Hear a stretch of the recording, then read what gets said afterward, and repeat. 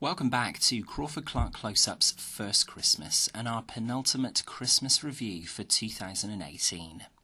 This time we're celebrating 15 years of the rom-com that stuffed more than the Christmas turkey on the big day.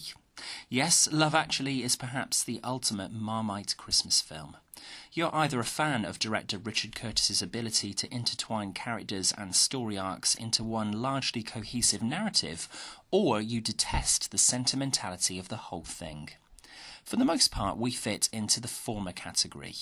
Funny and sweet throughout, if about half an hour too long, the film boasts a terrific who's who of British acting talent, from Bill Nighy's comeback king Billy Mack going up against boy band of the day Blue for the coveted Christmas #1, to Liam Neeson having to cope with the loss of his wife, and Emma Thompson admitting defeat to her marriage to Alan Rickman upon discovering he's had an affair with a work colleague. It seems like heavy stuff for a Christmas film, but what Curtis manages to do so successfully is to invest ample time with each of his main characters, to allow us to feel invested in each of their respective stories. That's not to say that some of the lesser story arcs couldn't have been trimmed a little further. Young Sam falling in love with an American girl from his school and trying to impress her at the school Christmas production and chasing her through an airport is a little too sugary sweet for its own good, when more of the film's screen time could have been afforded to the brilliant Laura Linney as a woman torn between wanting her own happiness and her duty to her ill brother. Curtis manages to pull at the heartstrings and throw in the comedy in equal measure throughout in one of the most crowd-pleasing Christmas-themed films in recent memory. Everyone from Anton Deck to Claudia Schiffer make cameos alongside one of the strongest ensembles: Keira Knightley, Hugh Grant, Rowan Atkinson, Colin Firth. Even Martine McCutcheon delivers a solid performance.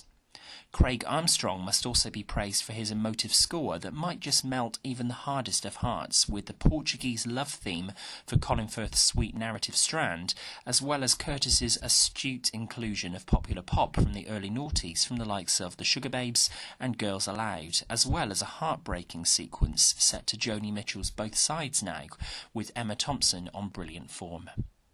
There's little not to like about Love Actually if this is the sort of thing you like, especially at this time of year.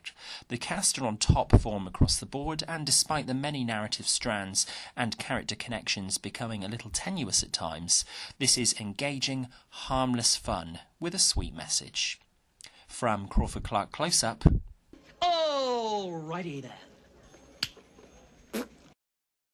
What are your thoughts on Love Actually? Perfect festive fare?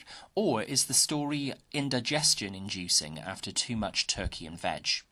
Let us know where you stand in the comments below, and if you enjoyed this review, please consider subscribing to Crawford-Clark Close-Up for more. You can find us on Facebook and Twitter with regular updates, and you can email us with suggestions for reviews in the new year 2019. crawfordclarkcloseup@gmail.com. Coming up next in our final review of 2018, we've saved the best for last. Our final Christmas review is of the 1946 classic It's a Wonderful Life. It's the best Christmas present we can give you to thank you for a great first 6 months of the channel. Look out for the review in the next couple of days. Until then, thanks for watching, and that's a wrap.